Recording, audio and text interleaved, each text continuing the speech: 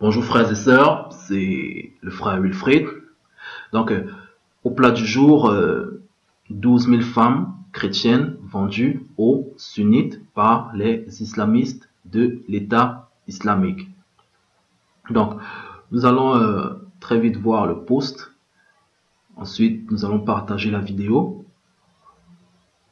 pour savoir un tout petit peu de quoi il s'agit. Donc, allons-y. Une religieuse irakienne affirme que l'islam n'est pas une religion de paix et d'amour, et l'islam n'est pas compatible avec les droits de l'homme et la démocratie. Elle révèle également que les islamistes de Daesh prennent les plus belles femmes chrétiennes, qu'elles soient mères, épouses, jeunes femmes, et les vendent aux musulmans sunnites comme esclaves sexuels. Puis ajoute, c'est la plus haute barbarie sur terre dans l'histoire jusqu'aujourd'hui. Mohammed lui-même, en tant que prophète d'Allah, a capturé des femmes à l'issue des guerres et les a réduites en esclavage sexuel. Et Allah ne l'a pas reproché, ce qui veut dire que ce comportement venant de Mohammed est agréable aux yeux d'Allah. Cet acte de Mohammed est un bel exemple aux yeux d'Allah. Quoi d'étonnant que Daesh s'en cède comme modèle pour être aussi à son tour agréable à Allah. Donc, ce post met en évidence une prophétie biblique que nous, chrétiens, nous savons déjà, mais nous allons quand même le lire pour les musulmans qui se posent des questions. Donc, il s'agit de l'évangile selon Jean, chapitre 14, 1 à 4, qui nous met en garde contre le faux prophète. Pour nous, chrétiens, Mohammed est un faux prophète, bibliquement parlant, parce que sa doctrine est carrément opposée à celle du Christ. Allons-y. Je vous ai dit cela pour que vous ne perdiez pas la foi. On vous chassera des maisons de prière, et même le moment arrive où tous ceux qui vous tueront croiront servir Dieu de cette façon. Ils feront cela parce qu'ils n'ont connu ni le Père ni moi. Donc c'est Jésus qui parle. Je vous l'ai dit à l'avance, ainsi que quand ce moment arrivera, vous vous souviendrez que je vous l'ai dit. Je ne vous ai pas dit ces choses dès le début, parce que j'étais avec vous. Donc, nous allons lancer la vidéo.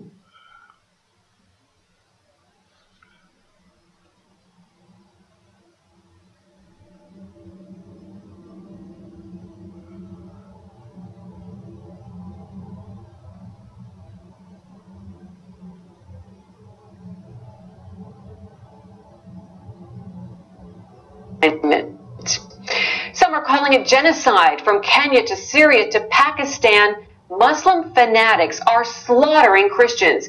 While Western governments have been slow to respond, activists are answering the call. Eric Stakelbeck recently spoke to a nun who's on a dangerous mission to help persecuted Christians. The Islamic terror group ISIS is leading a trail of destruction across large parts of Syria and Iraq, with a specific target in its crosshairs. Hundreds of thousands of Christians have been displaced from their homes, and countless others have been murdered or enslaved by the jihadist armies of ISIS, with no end in sight. Sister Hatun Dogan has been on the ground and witnessed the devastation of these ancient Christian communities. She's listened to survivors tell how Christian and Yazidi women are being sold into sex slavery. They choose the most beautiful one, even if they have small child, and they sell these girls, these ladies, to each other. They don't sell to another religion, only to Sunni Muslim. They think there are 12,000 kidnapped in the hand of the ISIS Yazidi alone. What is going on there, what I was hearing, is the highest barbarism on the earth in the history till today. Her foundation helps the poor and persecuted in 35 countries, providing them with food, clothing, medicine, and shelter. She travels constantly, with a special focus on the Muslim world. The rise of ISIS has frequently brought her to Syria and Iraq to help the region's beleaguered Christian minority. I am coming here not for holiday. I am coming here because I like to bring the voice of the voiceless, that the world hear their voice. They don't have voice more. I am the channel for them. That is my mission. Sister Hatun is no stranger to Islamic persecution. As a young girl, threats from local Muslims forced her family to leave their home in Turkey. They relocated to Germany, where she operates her foundation and sounds the alarm about the gathering Islamic storm. The mission of Baghdadi, of the ISIS, is to convert complete the world to Islam religion and to bring them to Dar es-Salam, they call that. And Islam is not peace, please. And who says ISIS has not with Islam in connection or something like this, it's not true, he's liar. ISIS is Islam, Islam is ISIS. She's disappointed by what she calls a weak reaction from the West. We know according to the Quran, no democracy. Till this verse is no democracy. Islam democracy is opposite, like black and white. And that I hope that America will understand. America has today the power that they can stop this disaster on the earth with another Western country. As for Sister Hatun, she says she'll keep calling attention to the plight of followers of Jesus around the world, whether the West wants to hear it or not. Eric Stakelbeck, CBN News, Washington. Vraiment, frères et sœurs, c'est merveilleux ce que cette religieuse fait. C'est vraiment merveilleux ce qu'elle fait. Elle œuvre puissamment.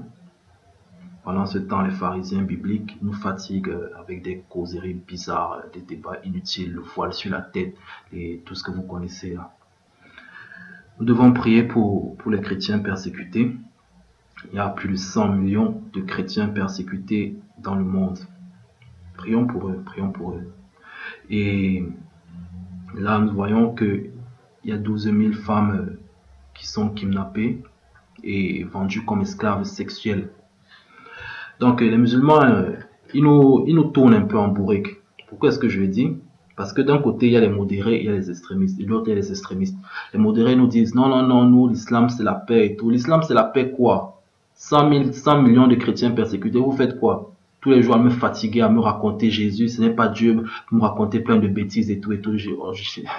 Vraiment. Et de l'autre côté, il y a les islamistes qui, ma foi, moi, je pense que c'est eux les vrais musulmans. Pourquoi je le dis? Parce que nous savons très bien que les élèves ont tendance à imiter le maître. Oui, les chrétiens ont tendance à imiter Christ. Nous tendons à ressembler à Christ. Mais les musulmans, eux, ils tendent à ressembler, les extrémistes, eux, ils tendent à ressembler à Mohamed. Et nous savons très bien quelles sont les œuvres de Mohamed. Donc, c'est plus à discuter. Donc, venez à Christ, sincèrement, venez à Christ. Il n'est pas encore tard, venez à Christ. Et nous, chrétiens, continuons à prier pour les chrétiens persécutés dans le monde. Œuvrons puissamment. Le diable nous distrait avec la théologie. Il nous distrait énormément avec la théologie. Et les chrétiens d'aujourd'hui sont carrément en déphasage avec le plan de Dieu. Ils sont restés bloqués à l'an 0. Avec Corinthe, ils sont encore là-bas, c'est là-bas qu'ils sont. Donc ils ne se soucient pas des véritables problèmes qui affectent le cœur de Dieu. Ils sont en retard, ils sont en déphasage. Donc continuons à œuvrer, faisons tout ce que nous pouvons, même si nous ne sommes pas sur les lieux. Essayons d'œuvrer, de partager la souffrance de nos frères chrétiens. Et aussi arrêtons de penser que les religieux sont totalement à gauche, c'est eux qui œuvrent le plus. Nous devons remercier beaucoup les catholiques pour nous avoir amené l'évangile de Christ, même si après nous sommes détournés de leur conception des choses et nous estimons avoir connu la vérité, la vraie lumière. Donc arrêtons de juger un peu les religieux, mais œuvrons pour les choses qui affectent vraiment le cœur de Dieu. Donc soyez bénis, frères et sœurs.